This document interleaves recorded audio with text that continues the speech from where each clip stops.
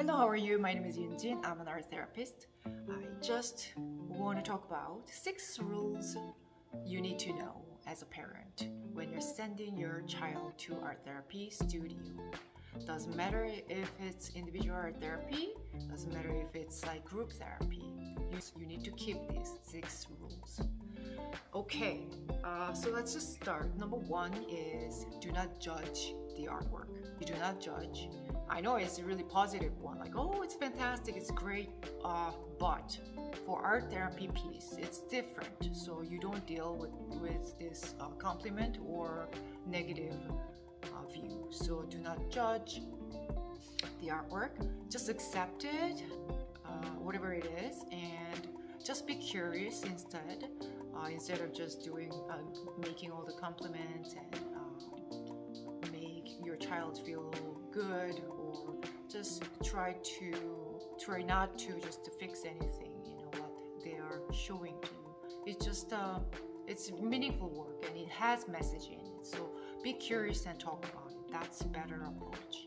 And number 2, set a healthy boundary. If you are sending your child to art therapist and working on the obstacles they're having, right? The current situation and current mood and emotional difficulties and things like that, then you need to set a boundary, healthy boundary at home.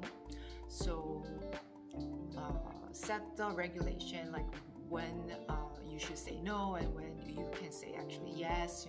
You should be really clear about it. And number 3, at home and whenever you see your children, you shouldn't use any violence. There are many types of violence, right?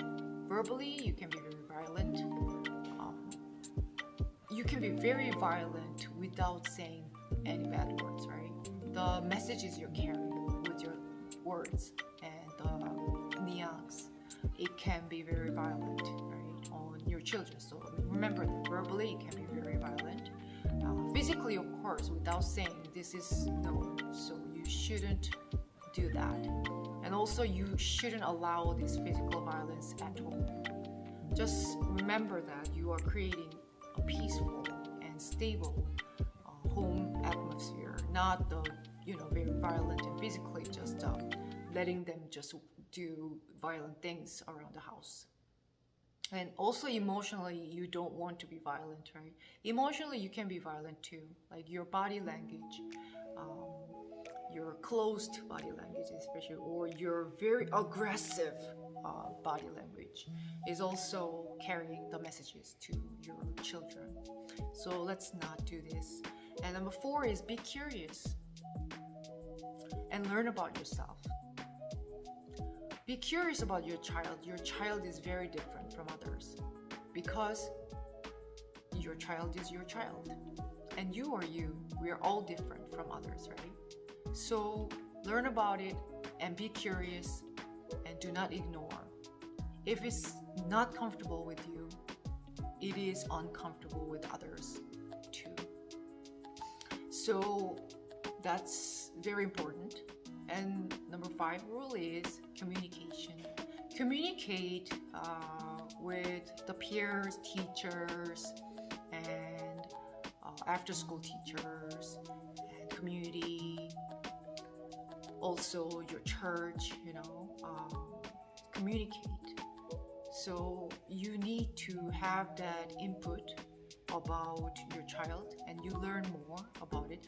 They can act differently, in different situations and with different people. So you need to know and learn about it. And number 6 is set a healthy routine. You need to set a healthy routine with the child, and it should be really consistent. That's very important. Emotionally, they know that's really stable. Whenever they're home, they know what to do, and we are doing every day, and you're actually setting a really good habit for your children. So that's something that you need to remember.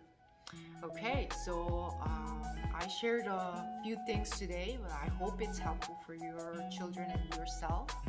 And if you have any questions, please let me know. I'll do my best to answer, and I'll see you next time. Thank you so much, and you have a great weekend.